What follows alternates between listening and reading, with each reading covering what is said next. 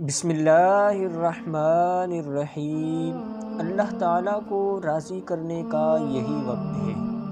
یقین رکھو تمہاری روتی آنکھوں کو دیکھ کر اللہ تعالیٰ کوئی نہ کوئی راستہ ضرور نکال دے گا انشاءاللہ العزیز۔ اپنے دل کے رازوں کو بس اس کے سامنے بولا کرو، سنو وہ راز رکھتا ہے۔ اللہ ماضی دیکھ کر نہیں، تڑپ دیکھ کر عطا کرتا ہے۔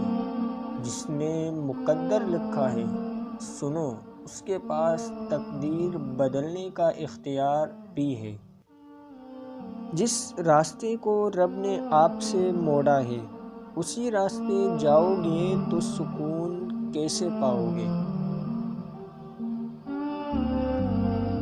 لہذا لوٹ آؤ اللہ تعالیٰ کی طرف، واپس آ جاؤ، اللہ تعالیٰ بلا رہا ہے۔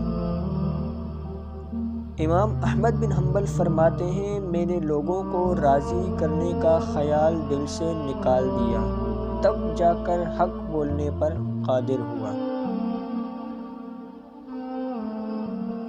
ہم اکثر لوگ انسانوں کے پیچھے بھاگ بھاگ کر تھک جاتے ہیں، اور نتیجتاً جب ہمیں بے رخی کے سوا کچھ نہیں ملتا تو اپنی زندگی سے کلیتاً بیزار ہو جاتے ہیں، کیونکہ ہم نے اپنی زندگی میں اہمیت صرف ان لوگوں کو دی ہوتی ہے، اور یہی ہماری سب سے بڑی غلطی ہوتی ہے۔ اس دنیا میں اللہ تعالیٰ سے زیادہ کوئی بھی آپ سے محبت نہیں کرتا۔